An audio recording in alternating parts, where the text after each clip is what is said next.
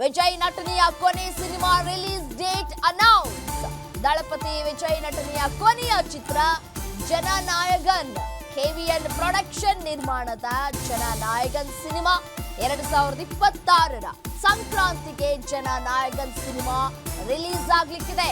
Social ಮೀಡಿಯಾದಲ್ಲಿ poster ಅನ್ನ ಹಂಚಿಕೊಂಡಿದೆ ಚಿತ್ರತಂಡ.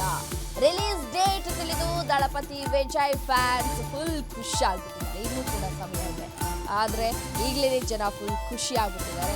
ಯಾಕೆಂತಂದ್ರೆ ಅವರ ಕೊನೆಯ ಸಿನಿಮಾ ಬಹಳಷ್ಟು ನಿರೀಕ್ಷೆಯನ್ನ ಕೂಡ ಹುಟ್ಟು ಹಾಕುತ್ತೆ. ಹಾಗಿರ್ಬೇಕು, ಹೀಗಿರ್ಬೇಕು, ನಾವು ವಿಜಯ್ ಅವ್ರನ್ನ ಹಾಗೆ ನೋಡಬೇಕು, ಹೀಗೆ ನೋಡಬೇಕು ಅನ್ನುವಂತಹ ಆಸೆಗಳು ಇರುತ್ತೆ ಅವರ ಅಭಿಮಾನಿಗಳಿಗೆ. ಸೊ ಹಾಗಾಗಿ ಸಂಕ್ರಾಂತಿಗೆ ಅಂದರೆ ಮುಂಬರುವ ಸಂಕ್ರಾಂತಿ ಅಂದರೆ ಜನವರಿ ತಿಂಗಳಲ್ಲಿ ರಿಲೀಸ್ ಆಗುತ್ತೆ.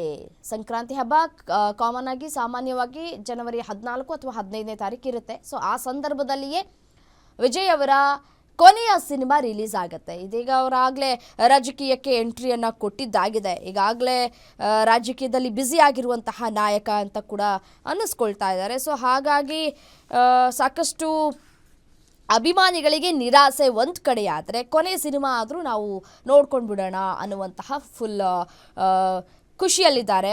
ಜನನಾಯಕನ್ ಸಿನಿಮಾ ಮುಂಬರುವ 2026ರ ಸಂಕ್ರಾಂತಿಗೆ ಸಿನಿಮಾ ರಿಲೀಸ್ ಆಗುತ್ತೆ. ಸೊ ಸೋಷಿಯಲ್ ಮೀಡಿಯಾದಲ್ಲಿ ಚಿತ್ರತಂಡವೇ ಪೋಸ್ಟನ್ನು ಹಂಚಿಕೊಂಡಿದೆ. ದೃಶ್ಯದಲ್ಲಿ ಗಮನಿಸ್ತಾ ಇದ್ದೀರಿ.